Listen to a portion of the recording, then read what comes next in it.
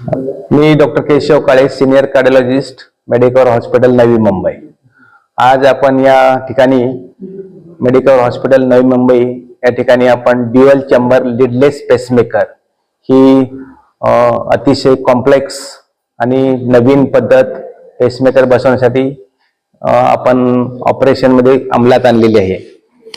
तर आम्ही last weak मध्ये एक 75 इयर फिमेल, ज्या पेशंटचे हृदयाचे ठोके अचानक कमी होत होते आणि सडन कोलॅप्स मीन्स सिंकोपल अटॅक होत होते, पेशंटची ऑलरेडी अँजिओप्लास्टी झाली होती, ऑलरेडी बायपास झालं होतं, त्या पेशंटमध्ये पेशंटला हृदयाचे ठोके अचानक कमी करण्यासाठी पेसमेकर बसवण्याची गरज होती।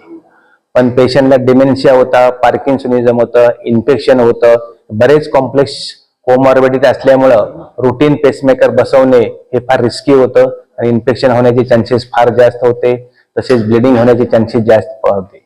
म्हणून आपण त्या पेशंटला लीडलेस पेसमेकर बसवण्यासाठी आपण तयारी केली। लीडलेस पेसमेकर मध्ये दोन प्रकारचे पेसमेकर असतात, सिंगल चेंबर आणि डबल चेंबर। पण पेशंटचे ऑलरेडी बायपास आणि अँजिओप्लास्टी झाल्यामुळं हृदयाचं पंपिंग कमी असल्यामुळं या पेशंटला double chamber pacemaker means physiological pacemaker बसवणं गरजेचं होतं। तशी प्रोसिजर करण्याची आम्ही प्लॅन केली।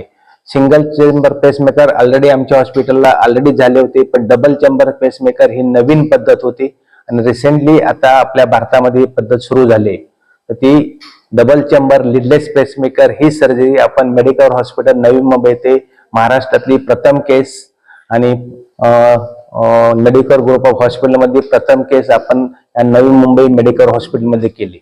त्या केसमध्ये आपण जे पेसमेकर बसवतो त्यामध्ये कुठलीही सर्जरी करत नाही, कुठलीही लीड वापरत नाही, म्हणून त्या प्रोसिजरला लीडलेस पेसमेकर म्हणतात।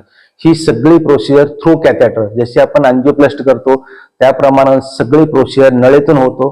जे पेसमेकर असतात, एक पेसमेकरची बॅटरी आपण खालच्या चेंबर मध्ये बसवतो, एक पेसमेकरची बॅटरी आपण वरच्या चेंबर मध्ये बसवतोय आणि दोन्ही बॅटरीचं आपण कम्युनिकेशन करून ही जी फिजिओलॉजिकल म्हणजे जशी नॉर्मल माणसामध्ये हृदय वर्क करतं, वरच्या चेंबर मध्ये पहिली ऍक्टिव्हिटी होती, नंतर खालच्या चेंबर मध्ये ऍक्टिव्हिटी, तशी सेम प्रोसिजर आपण ही dual chamber leadless pacemaker surgery करून आपण तयार केली। प्रोसिजर ही करण्यासाठी आपल्याला 2 ते 3 तास लागतात। पेशंटला कुठलाही अनास्थेशिया लागत नाही, कुठलेही पेन लागत नाही, पेशंटला कुठलीही सर्जरी लागत नाही, एक सुद्धा सुचर लागत नाही। सर्व प्रोसिजर ही नळीतून होती। Total duration of the procedure approximately 2 ते 3 तास असतात। ही डे केअर प्रोसिजर असू शकते, एक दिवस पेशंटला आयसीयू मध्ये ठेवण्याची गरज असते, नेक्स्ट डे आपण पेशंट डिस्चार्ज करू शकतो।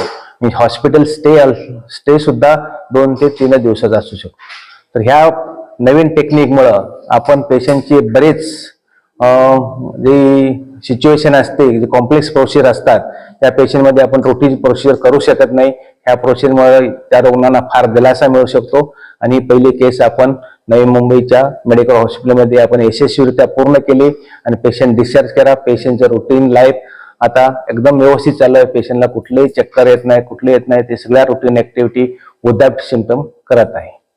माझ्या बरोबर संदीप सर आमचे सेंटर हेड आहेत, पूनम मॅडम मेडिकल सुपरिटेंडेंट आणि आमच्या रिजनल हेड नीरज कुमार, या सर्वांचं सहकार्य हे प्रोसिजर करण्यासाठी लाभलं। कारण हे प्रोसिजर काही कॉम्प्लेक्स प्रोसिजर आहे, फक्त पेशंटचा सपोर्ट असणे किंवा डॉक्टरचा सपोर्ट असं चालत नाही। It is a team work, means all administrative support, all medical support, all support from the patient, सगळ्यांच्या दृष्टीने सपोर्ट असेल तर ह्या सगळ्या कॉम्प्लेक्स प्रोसिजर आपण करू शकतो।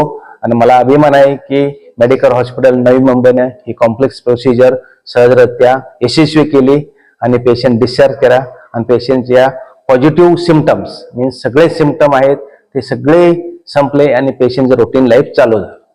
थँक्यू।